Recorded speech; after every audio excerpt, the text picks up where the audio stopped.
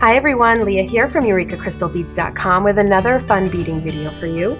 Before I get started, just a quick reminder to go check out the rest of our channel, and if you like what you see, hit the subscribe button and notification bell and you'll always know when we're posting new content.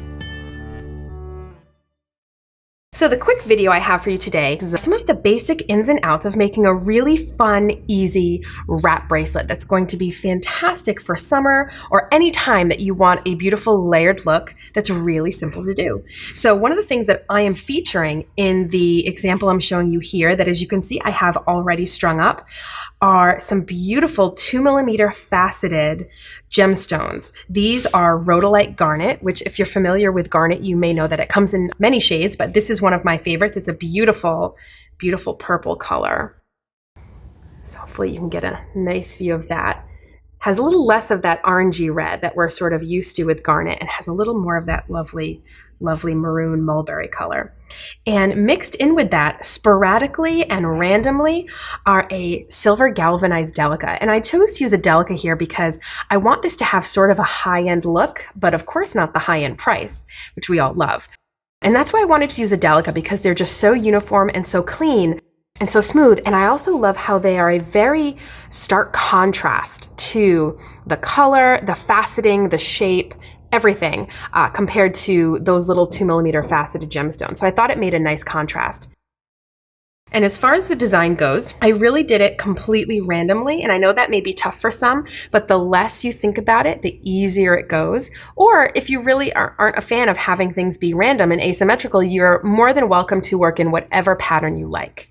So the other pieces to create our lovely little wrap bracelet, I'm going to be using a nice little small magnetic clasp. It's a very dainty bracelet, despite the fact that it's going to be wrapped around my wrist a bunch of times. I have some French wire here that I will show you how to use. This is a great finishing touch for any project that is strung on beading wire. And of course I have some little crimp beads here. These are little tiny 1.5mm crimp beads. That's super duper tiny, as you can see here. Okay, now the big question you might be asking yourself is, how long do I make this? Because the problem you can run into is if it's not the right length, you might end up with a wrap bracelet that wraps, say, 4.5 times around your wrist. And the problem with that is that you'll end up with a bracelet wrapped 4 times around your wrist, and then because of that extra half that wanted to be there, your bracelet's really loose because you can't quite get it enough to be 5 times, because then it's going to be really tight. So the basic math of this is you need to decide first how many times you'd want to wrap this around your wrist. So in this case, I knew I wanted this to wrap about 5 times. And then you have to say, okay, well, what's the length I usually wear my bracelets? So for me, this is going to be a 7-inch bracelet as far as the amount around, and it's going to wrap around 5 times, which means I need 35 inches of strung beads here. Now that doesn't take into account the addition of the clasp, but that's going to add such a tiny amount, it really won't make too much of a difference because my clasp is so small. So as you can see, I have everything all strung up. The hard part is over. You certainly don't need to see me do that part.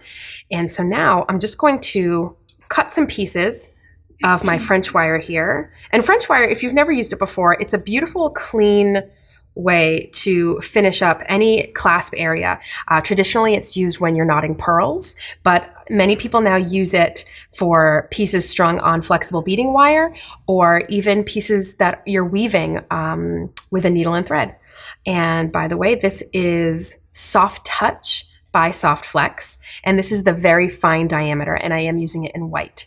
And we will link you below to everything that I used here as well. So French wire is very delicate and it cuts very easily. So I have my little snippers here, and I'm just going to go ahead and cut a piece just about that long. It's not quite 1/4 of an inch. It's maybe a little bit less than 1/4 of an inch. And it's okay if your pieces are a little bigger or a little smaller than mine. Just make sure you have 2 pieces that are basically the same. And I honestly just eyeball it and usually get what you're looking for. So the first thing I'm going to do is take one of my crimp beads, and it's going to slide onto my wire here. And now I'm going to slide on a piece of the French wire that I snipped off. And now I'm going to slide that through the loop of my clasp. Now, one thing that you may notice is that because this is a magnetic clasp, my wire and my crimps may want to stick to it a little bit, as well as my tools. And the French wire is just going to float right through that clasp area. I'm going to file this back through my crimp bead. And it's okay if it doesn't want to stay very tight right now and you can see that some of the wire is exposed, that's totally fine. Once we grab it with our pliers, we'll be able to push everything up tight.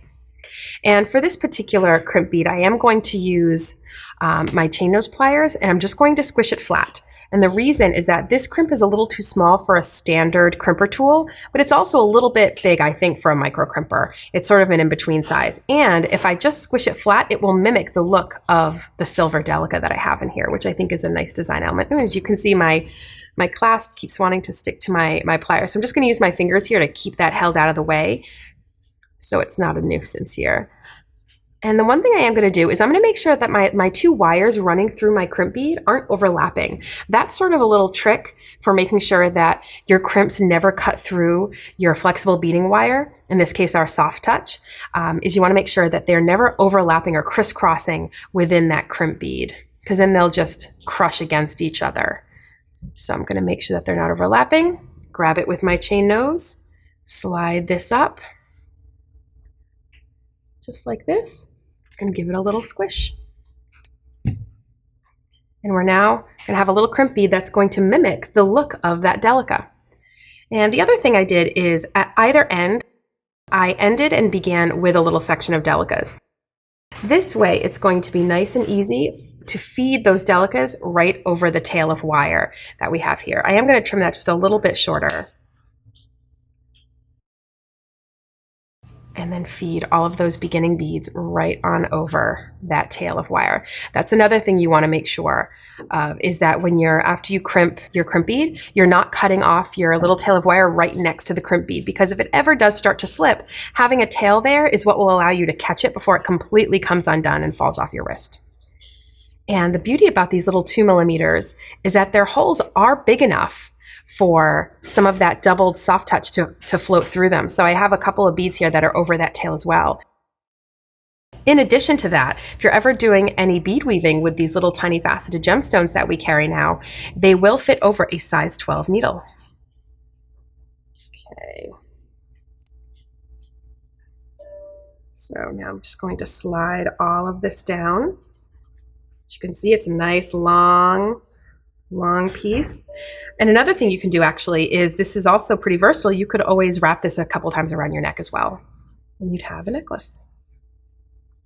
Okay, so now we're going to take our other crimp, bring it onto the other side of our wire, feed this through our French wire here, and then bring this all through the other loop on the other half of our magnetic clasp, through the crimp bead, and through that first little section of delicas.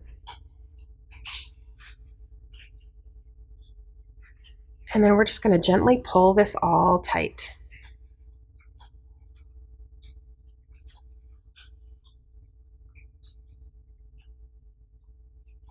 And this is what we get. We get a very nice clean beginning and ending to our piece here. And before this gets a chance to loosen up, we're going to hold this there and go in carefully and squish our crimp bead. And we're going to make sure that when we squish our crimp bead, we're not squishing the delica that's on one side or the French wire that's on the other side. And that's it. Now we're just trimming off this last little bit. Like I said, we have a really beautiful little clean beginning and ending. And this is actually a surprisingly strong magnetic clasp for one that's so small. A little tip about working with magnetic clasps is you never want to open them by pulling them straight apart. You always want to slide them. That is how you are going to keep the least amount of stress at your crimping area. And then we end up with this absolutely gorgeous wrap bracelet. Stunning, simple, sparkly. Okay, folks, that wraps it all up. Thanks for watching. Make sure to visit us on over at EurekaCrystalBeads.com for everything that I used in this video, and we will link you below as well. And hopefully we can satisfy all of your beading and jewelry needs. Bye.